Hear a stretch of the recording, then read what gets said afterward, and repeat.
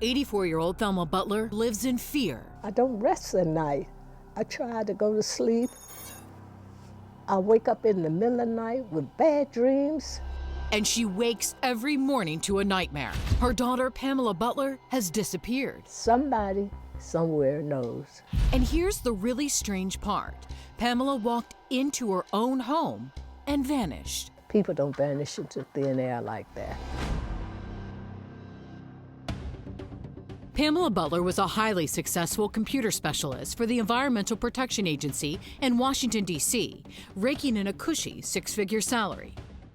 Pam made good money. She had nice clothes, nice home, nice cars. Her brother Derek says she was a lovable loner who kept an immaculate house in the city's northwest side. Pam's house was almost too neat. If you went in there, you would be scared to sit down. It was a normally safe area, but a string of recent arsons had Pamela on edge. At the time, they had this guy that was going around setting fires, and it was in her area. And she just wanted to be safe. As a precaution, Pamela installs a sophisticated security system with alarms, motion-activated lights, and surveillance cameras covering almost every inch of the house. Pam had two cameras that was right here on the porch that aimed at the door. She had another camera that would sit on the corner of the house here. Was there any part of this house that was not covered by surveillance cameras? Yes, the left side of the house here, facing the house, the left side of the house. This side over here, right, that's not covered. Not covered. Pamela had always erred on the side of caution. That's why Derek was a little surprised when his sister went looking for love online and met this guy, Jose Rodriguez Cruz, a former military police officer. What did you think of Jose? He's act like a gentleman to me, so I just thought he was a nice guy. Both are in their 40s, long-time divorced, and yearning for new love. She was looking for someone to share her life with. Exactly. And Jose seemed to fit the bill at the time. Seemed to. By Valentine's Day, friends say Pamela and Jose are in the midst of a whirlwind romance. But instead of a romantic dinner for two, the happy couple of 5 months make plans a few days earlier to take Thelma out. Oh, I said, Pam, do you all realize Saturday's Valentine's Day? You all don't want to be bothered with me. You probably want to be out by yourself. She says, no, Ma, we'll pick you up at 3 o'clock. I said, okay, fine. But when Valentine's Day arrives, poor Thelma waits and waits and waits. When 3 o'clock comes Saturday, and I said, well, maybe they're a little late. 4 o'clock, then call 5 o'clock, I started calling. From 5 o'clock up until 10 o'clock. She started calling Pam.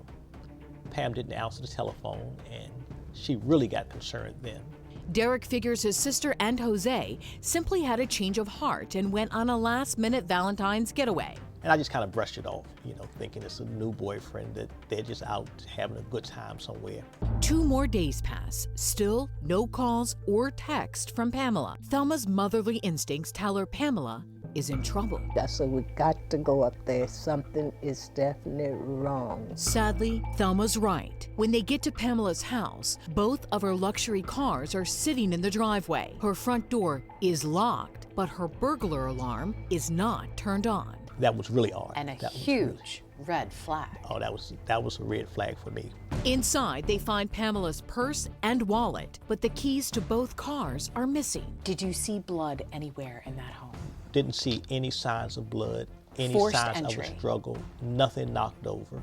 There are no obvious signs of foul play, yet her family finds something unsettling around every corner. First thing caught my eyes was this latex glove on the floor, the leg of the table, her computer table, a blue latex glove.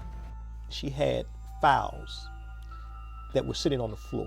She would never leave her house looking like that. On the desk of the table was a note.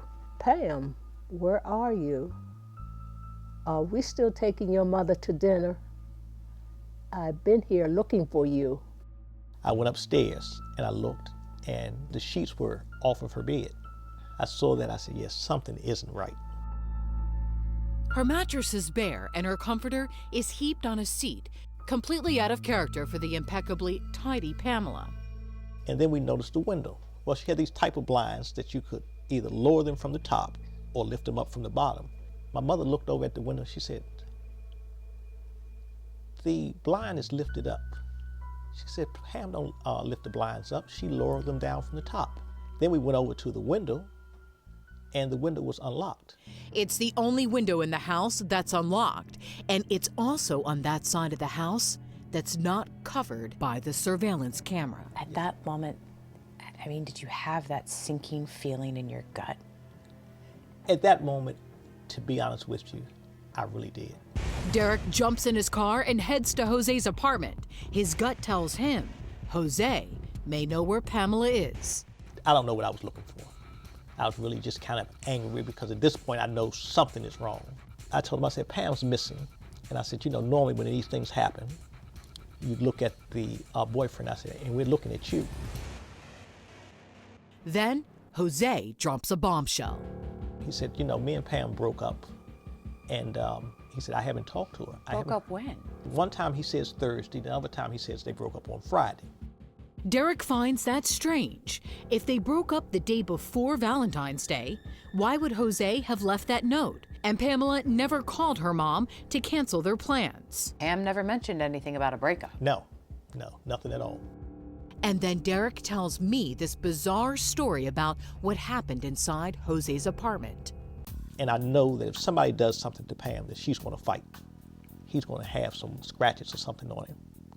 I told him, I said, Jose, I said, I need you to take your clothes off. You asked him to take his clothes off? Yes, I did. And what do you see? I didn't see any scratches on him, but I did see wounds on his back. And I asked him, What kind of wounds? Cuts, but they were old cuts. And I asked him, I said, where did these come from? He said, oh, an ex-girlfriend tried to kill me.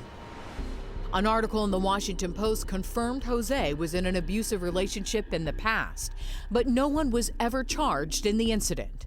While Derek is grilling Jose, his phone suddenly lights up with a wave of incoming calls. My mother, my nephew, and my sister, they're calling me. And they're telling me, Derek, get out of his house. You need to get out of there now. Get out of there. And they said, Derek, you need to see the surveillance system.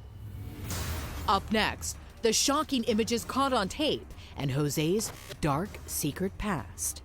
And you see him constantly coming and going from her house all hours of the night, taking things in, bringing things out.